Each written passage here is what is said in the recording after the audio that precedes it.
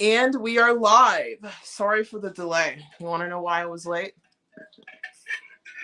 There are a few reasons, but this is the main one.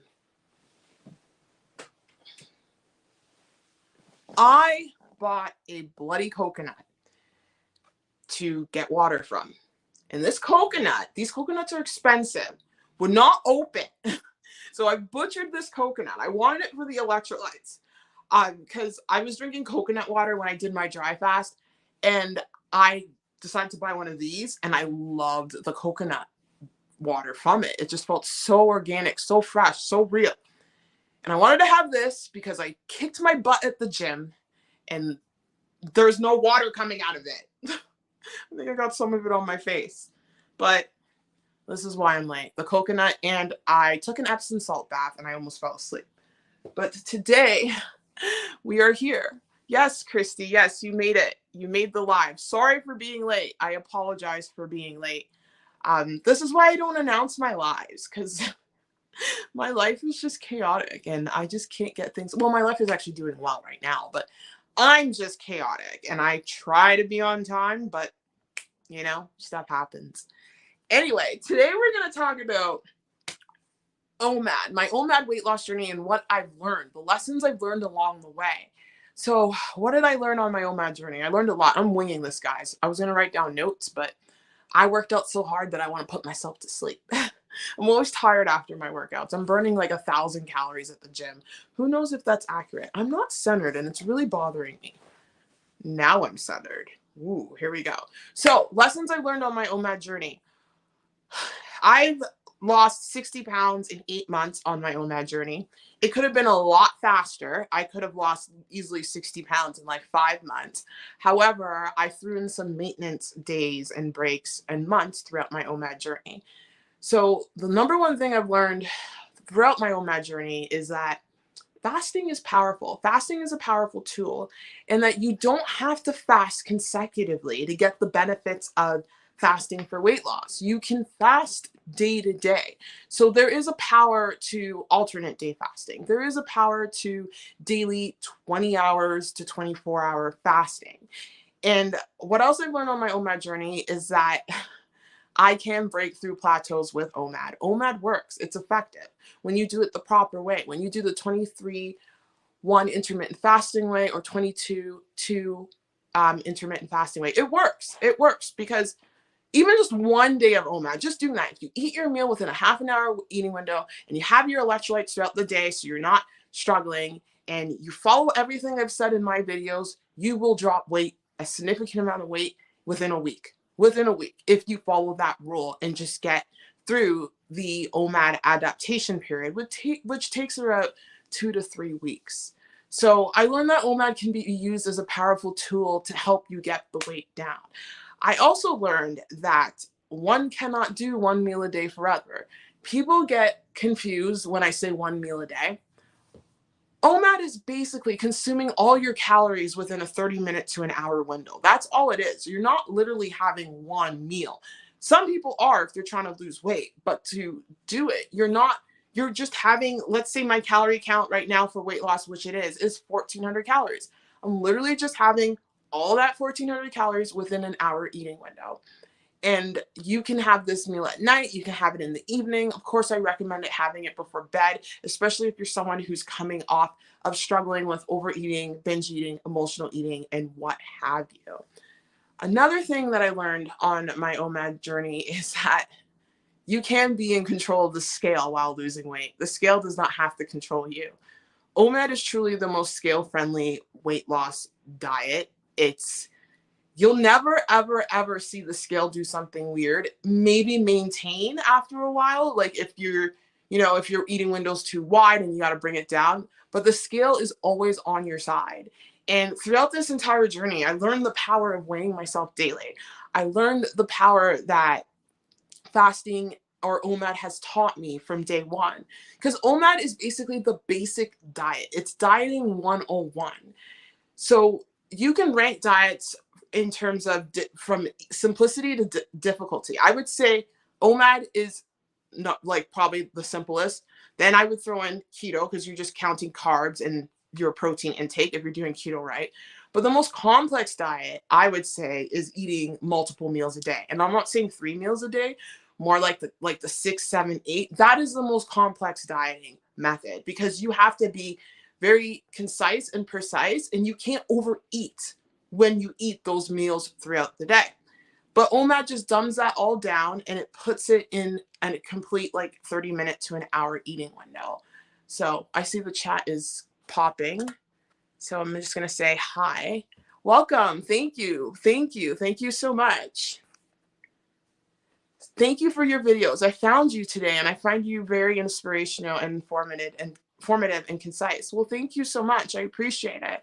That's all I want to offer. I want to offer people information on how I lost the weight, how I'm going to continue to lose the weight, and just to share people how it's done, like step by step, like just literally dumb it down for everyone, 101, each step along the way. And not a lot of people do that.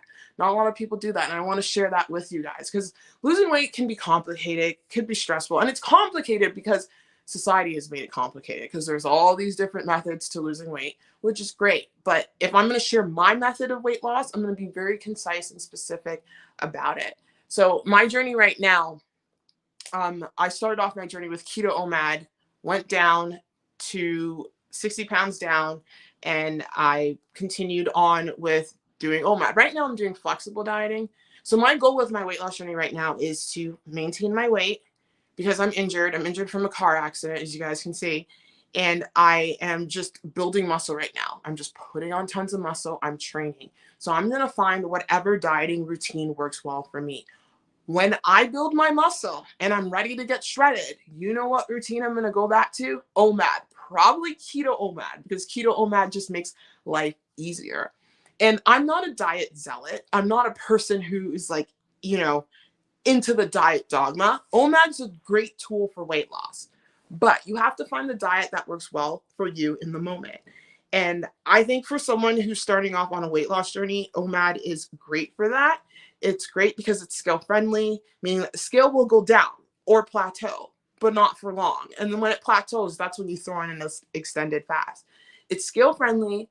The results just keep you motivated. There's nothing more discouraging when you're losing weight, you're counting your calories, you're eating whatever calorie number you find, and the scale doesn't move down. That is just, it's defeating. And that's why people give up and they just throw in the towel. So with OMAD, it kind of eliminates all that. That's why I say that OMAD is dieting 101. It takes away from that. If you do other methods of losing weight, the scale is going to be mean to you some weeks, but you have to have the mental fortitude to keep going forward. And OMAD just eliminates that and it makes life easy. Now, once you lose all your weight with OMAD, you have to transition off of it or learn how to do different styles of OMAD eating, like opening up your eating window to 24 or more, or fasting for about 18 hours a day, learning how to count calories.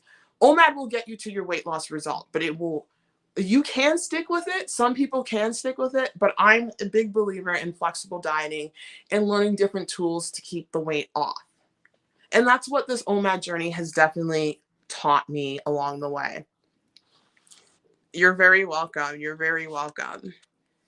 Another thing that I learned on my OMAD journey is the importance of throwing in extended fasts. And you do this when you're heavier. So one thing I learned is that when you're losing weight on OMAD, it's easier when you have more body fat on you. Trust me, it is easier. I know it's mind-blowing. People don't get this, but it's true. It's so easy to lose weight when you have like 50, 60, 70, 80 plus pounds to lose with OMAD.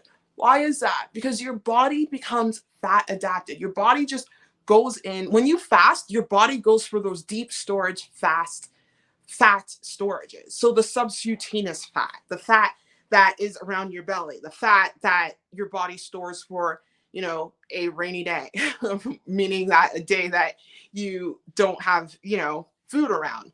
Fasting has been innate in the human DNA. I know a lot of people don't agree with it, but if you look at human evolution, we went through times where there were periods of famine. How did we survive that? Our body has biological mechanisms to make us get through fasting. And what I love about it is that fasting forces OMAD forces that upon us, and it allows us to get to those deep storage fat stores.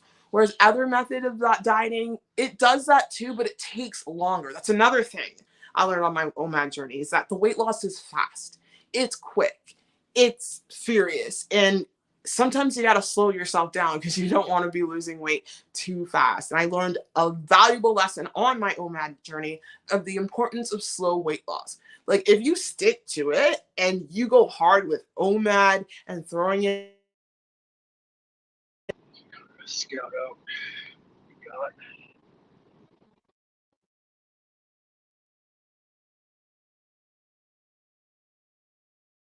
is my ability to slow things down. I can slow things down by throwing in a 2MAD for a few days and letting the scale level up. A healthy you says, how are you doing tonight? How are you? I'm well. I'm just, I'm workout tired. I want to sleep. I've been pushing it really hard at the gym that it puts me to sleep. I literally just want to go to bed right now, but I have to eat my meal. I'm doing a 2MAD today because I've been training really hard. I burnt like 1,000 calories at the gym, did a bunch of supersets, and I'm just trying to find my ground with this new way of training. I haven't trained this hard, guys, since last year before the car accident. I have not trained this hard. So this is new territory for me, and I'm trying to figure it all out. Oh, I'm sorry about that. Yeah, I saw the volume went up. I think it connected to my car. My bad. The car must have gotten turned on. Is it? I think it's back on track now, right, Ryan? And welcome. Nice to see you here. Nice to see you. Thanks for letting me know. Yeah, I saw that for a second. I hate when that happens. I made sure to put my phone into airplane mode so none of that stuff happens, but I guess I should have turned off my Bluetooth, because airplane mode usually turns off everything, but my Bluetooth stayed on and my Wi-Fi stayed on. Okay, thanks. Thank you, Ryan. Thank you, a healthy you. Thank you, guys. Trying to think of what else. I'm winging this, guys. I'm winging this. Another thing I've learned on my OMAD journey is, oh, this is a valuable thing, that keto is 10 times more powerful when you combine it with OMAD. That is a valuable thing I've learned. The power of keto OMAD, I will always say it is incredibly powerful, because of the fasting, plus when you eat a meal that is ketogenic in nature, you're continuing on with burning fat as you're eating that meal, because the processes of keto, eating a high fat meal, it just keeps you in ketosis. So I learned the power of keto OMAD, and literally OMAD and keto are just a beautiful method to lose weight. It's just literally the easiest way, and it's probably going to be the way I use to get shredded when I'm at that point, of course. Still working through it. Right now, I'm just building tons of muscle, but I'm excited to reveal the muscle that's underneath, probably with keto OMAD. That's probably going to be the way I do it. Hi. Oh, geez. I'm having issues today. My hands are shaking. Hi, Joseph. Welcome to the live stream. Nice to see you here. I always love having you around. Hey, Jean, you made it. You made it. Welcome. Welcome. So glad to have you here. Hi, Christy. Christy says, yes, you're winning. Thank you so much. Thank you. Ryan says, advice for content creators trying to make money. Advice for content creators trying to make money: make content on stuff that you love, because at the end of the day, you're not going to be making money for years. I am barely making anything on YouTube. I'm not making anything on YouTube. Don't let things fool you. I'm not making a lot. I'm getting 3, 4, 5. Rarely, sometimes I get 1,000 views. You just got to do what you love, and you can't really focus on the money. When I started my YouTube journey, I started it out of really just inspiration and compassion, because when I was losing weight, I was inspired by Gracie's journey, her sharing her journey along the way. And I really wanted to be that for other people. And then a few years in, I saw other people go viral, other content creators I knew from the start. And it kind of just put me in the comparison mind zone. And then, I had a few content creators be like, yeah, just keep going. Eventually you can make a living off of this. I'm not making anything off of YouTube. And then I got caught up in that. I got caught up in the algorithm, and then YouTube didn't become fun for me. People who have been watching my channel know that, because I was getting frustrated about subscribers about a couple years ago. And now I'm at the point where it's just like, I just don't care about that stuff. I'm just literally just sharing my journey. And now I'm growing organically. Like, uploading daily has been something that I was encouraged to do in the past when I was coaching with Cole. And he recently told me to stop doing that, but I'm fine with doing it. It's keeping me busy. It's giving me a purpose, and it's helping people out. Like, people are really getting inspired by that. And that's what fuels me, is that I'm helping people stay on track with their journey. Cause like, losing weight is lonely. I lost weight on my own.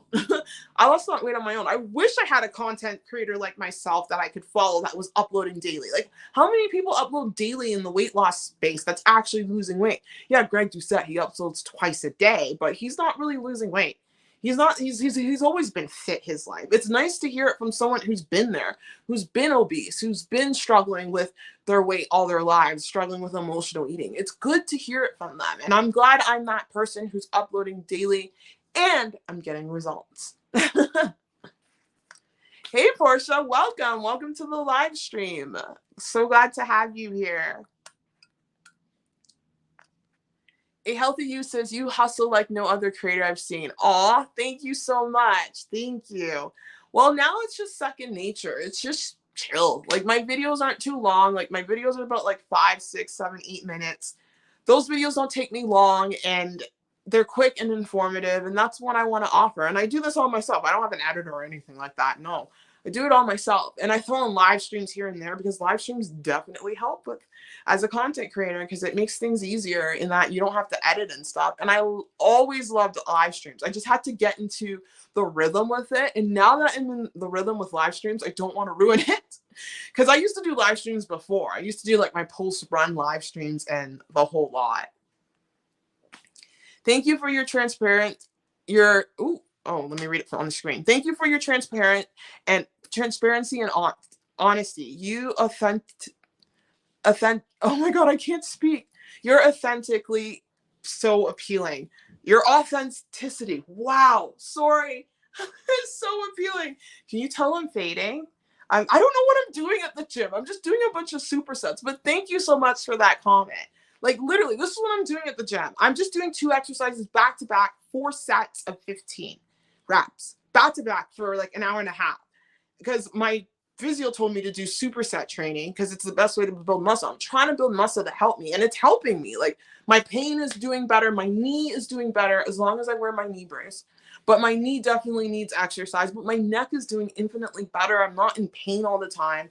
My knee needs a lot of support, but like, the movement is helping me. It's helping me a lot. And like, my physios, my doctors, they're all encouraging me to do this. So yes, thank you. Authenticity. There we go. Let me read that again. Thank you for your transparent and honesty. Your authenticity is so appealing. Thank you so much. I read it right. Yay. That was a jumble. I'm so sorry. Oh God, Greg's voice is so annoying. Have you heard his real voice? It's actually really deep, and it's like, oh yeah. Greg just said I have to be in a mood for him, that one. And then there's Michelle McDaniel, who I watched sparingly too. She posted a video recently that I really need to watch. It is so funny. She's going after some girl called Just Pearly Things, and I've seen her content on YouTube pop up, so I wanted to watch that. That's really funny. But yeah, no, Greg does offer value, but he's also drama. Greg knows what he's doing. He's a great marketer. That's why he's where he's at. Ryan says, I upload daily, but it's not always fitness content. I smoke, so I make smoking videos.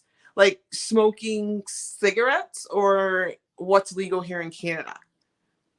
Oh yeah. So the key to that, Ryan, is that you got to be consistent. You got to stick to one niche. So just stick to one specific thing within your niche and keep uploading daily. You can't really flip-flop from fitness to smoking. You got to stick with one. So that is definitely what helps with the algorithm. But I'm no YouTube expert. Trust me. I didn't go viral like other people did. Trust me. I'm trying to figure out this YouTube thing out. But my focus isn't really figuring out YouTube. My focus right now is to show you guys how to lose weight, is to show you guys my journey, is to inspire you guys not to give up, and everything else will fall into place. I don't, I'm not an expert on YouTube, trust me. All heart to you too. Anita says, just subscribe to your channel. I will keep you posted. Oh, welcome. I appreciate the subscription. Welcome to the channel. Oh yes. Yeah, we'll stick to that. That is a very useful niche because people like reviews, like reviewing certain strains from certain suppliers. I don't know what you guys call it. I'm assuming you're in America. We call it LPs here, licensed producers. Like doing reviews would help, and your opinion on stuff like that. That would definitely help, I would say. But I would just stick to that if that's what you're doing for sure. I can't touch that anymore. It's messing me up. I used to take it for pain. It was prescribed to me by a doctor, but I definitely cannot. I don't know. My concussion can't handle a lot of things. I've only recently been able to drink beer. And I drank that last week, but I'm cutting off alcohol. It's best that I don't have alcohol right now. It's best. Maybe when I'm shredded, I'll start using some beer. But apparently the hops in beer can definitely help you recover. I know bodybuilders would use hops to help them recover. I don't know if that's true. I just remember hearing about it. And I was like, oh, okay, I'm going to work out and have a beer. But yes, I'm trying to figure out, anyone else have any questions about OMAD or what we can chat about here? I'm a bit like, oh, it's 21 minutes. It's a good live stream. A good live stream time. If you guys have any questions. Oops. A day in the life. Yeah, I guess so. That would be a good one. Anita says, question, how much of the 95% dark chocolate do you eat with the nut butter on your keto OMAD? Okay, so my keto OMAD meals were usually 600 to 700, sometimes 800. So the meal itself, so whatever my meat was, let's say it was a steak and a bunch of vegetables, that was literally in that range. So I would eat my meal and then I would take the rest of my calories and I would get it from the nut butter and the almond butter. So let's say it was like a 600 let's say it was a 700 calorie meal and I'm eating about 1,200 calories. That would leave me with about 6, 7, 8, 9, 10, 11. I'm a bit tired. 11. It would leave me with about 500 calories to play with. So I would basically substitute the rest of my calories with dark chocolate and almond butter because you want the fat. That will bring your fat content up. Even if your main keto meal, like I mentioned, was maybe higher in protein, but that will just put your macros in proper keto macros and you're winning. So that's how I would do it. Because having one plate of food without the dark chocolate, I did that in the beginning when I was heavier because I could get away with it. That would be like a 600 to 700 calorie days. And I didn't want to have too many of those days. But back then I wasn't working out, mind you. I wasn't doing anything. I was just at home in bed struggling to exist. But yeah, for a background story, I got into a car accident. That's how I started this whole OMAD journey, and I hit my head pretty hard. So I was struggling with recovering with that. So I was in bed a lot when I did that. But I basically have my meal. My meal's around 600, 700, 800 calories, and then I substitute the rest with the dark chocolate and the almond butter. So a specific number, I would probably have, sometimes I would have 400 calories worth of dark chocolate. So that is how many squares? 1, 2, 2. That would be 8 squares. 8 squares of dark chocolate. And then I would have 30 grams to 35 grams, sometimes 40 grams of almond butter. So that is about, how much is a serving of, that is about two servings and a half of almond butter. So that's what I would do. And I would lose weight on that because of the macros and the calories, of course. Calories is king. I would eat 1,200 to 1,400 calories depending on the day. So that's how I did it. I made sure I used my dark chocolate and almond butter to substitute the rest of my calories. And that's how I got into fat. I drink beer after a workout. if I do, when I do that, it goes. I remember back in the day when I used to like work out and drink, it would go to my legs, so my legs would feel alcohol-y. It's weird. I don't know. I don't know how to explain it. But yes, that was a good question, Anita. Thank you for answering that question. But yeah, you'll see days where I drop in keto OMADs, where I drop in OMADs. I'm in a muscle building period, and what people need to know is that OMAD is the best diet for weight loss, but it's not the best diet to put on tons of muscle unless you are eating unless you're doing a 2MAD amount around your workout. So if you're having a meal right before your workout and then you're eating the rest of your calories after your workout. But there's better methods to build muscle, and I don't think OMAD is number one. OMAD is definitely good to get shredded when you already have the muscle, but it's not really a good one to build muscle on. And when I was working on OMAD before, I wasn't doing much. I wasn't doing supersets or anything.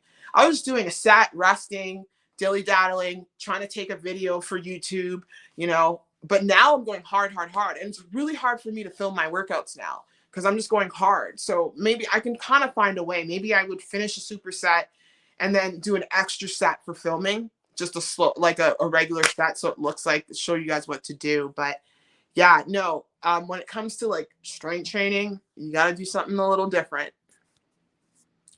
But yes, anyway, I just want to say thank you guys for joining me for this live stream. Sorry if it was a little, I feel like I could have provided more info. Maybe I'll redo this in video form. There's actually a few of my live streams that I want to redo in video form and get in proper info for you guys because I'm a bit whoopy right now. And I'm just going to look at Ryan says, I like making fitness content though, because I'm trying to become a personal trainer. Then stick to fitness. Definitely stick to fitness, I would say. Just stick to one thing for sure. Or you can even combine the two. Because before, way back in the day, I used to use that to help with as a pre-workout. And I know there's people who use cannabis as a pre-workout. I know that apparently. So yeah, it depends. Here in Canada, it's legal. But yeah. Anyway, I just want to say thank you so much. I'm definitely going to redo this video in a proper way, in a way that that will have more info. But thank you for joining me, and I will see you guys tomorrow. Take care. Bye.